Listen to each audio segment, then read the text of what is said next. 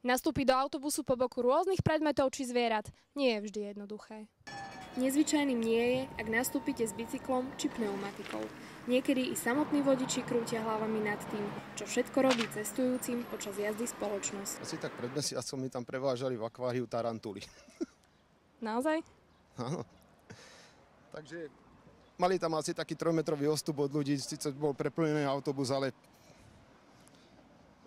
pekné kolečko okolo nich. Keď som bola na dovolenke v Rakúsku, tak áno, jeden pán si tam chcel doviesť ovcu do mestskej hromadnej dopravy, ale nepodarilo sa mu to. Šofér mu to zakázal. Samozrejme sú aj isté pravidlá, ktoré musia cestujúci dodržiavať. Niektoré ostré alebo životu nebezpečné predmety sa prevážať nesmú. Ak by ste chceli prepašovať v MHD exotické zvieratá, zrejme sa vám to nepodarí. Prezradiť vás môžu prekvapené tváre vašich spolucestujúcich.